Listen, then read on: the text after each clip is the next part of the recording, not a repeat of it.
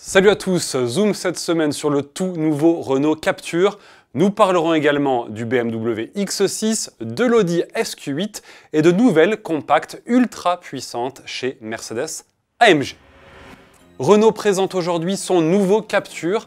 À l'avant, le style évolue en douceur avec des projecteurs en forme de C, déjà vu sur d'autres modèles de la marque, comme la Clio. À l'arrière, le SUV citadin affiche un look plus moderne avec ses mêmes feux boomerang.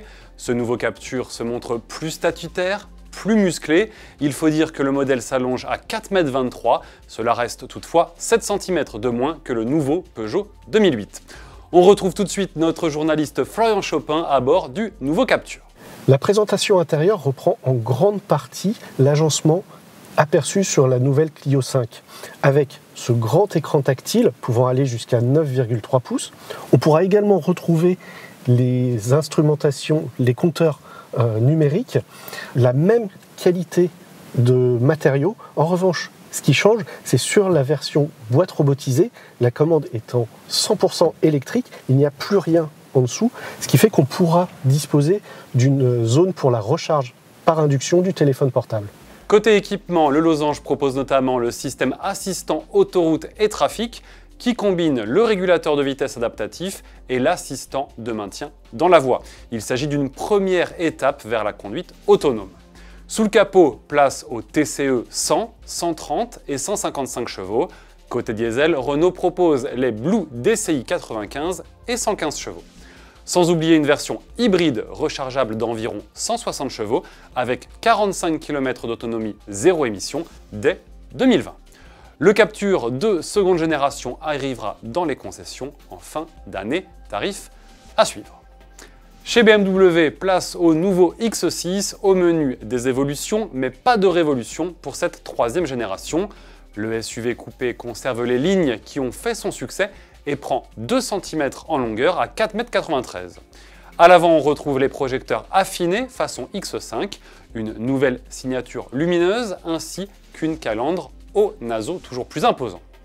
Le nouveau BMW X6 sera commercialisé en décembre 2019 à partir de 79 100 € en diesel et à partir de 81 000 € en essence.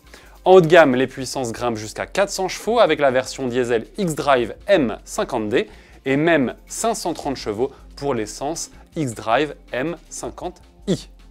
Concurrent justement du X6 dans sa version xDrive M50D, le nouveau Audi SQ8 a été présenté avec un V8 diesel et une hybridation légère 48 volts. Résultat, 435 chevaux, soit 35 chevaux de plus que son rival. Le 0 à 100 est expédié en 4 secondes 8. À bord, on trouve du cuir et de l'alcantara, des inserts aluminium, carbone ou bois, des sièges sport S ainsi que des seuils de porte lumineux. Arrivé dans les concessions à la fin de l'été. Après BMW et Audi, place à Mercedes, ou plutôt à Mercedes-AMG, qui lance des versions très énervées des classes A et CLA. Sur ces nouvelles déclinaisons 45S, les seules à être commercialisées en France, le bloc 4 cylindres 2 litres turbo est poussé à 421 chevaux. L'Allemand propose un launch control et un mode drift. La compacte expédie le 0 à 100 en 3 secondes 9, incroyable, il faudra seulement 1/10 de plus pour le CLA. Dans les deux cas, la vitesse de pointe est de 270 km/h, commercialisation en fin d'année. Pour finir, je vous rappelle que le guide spécial Salon 2020 de l'Autojournal est disponible en kiosque.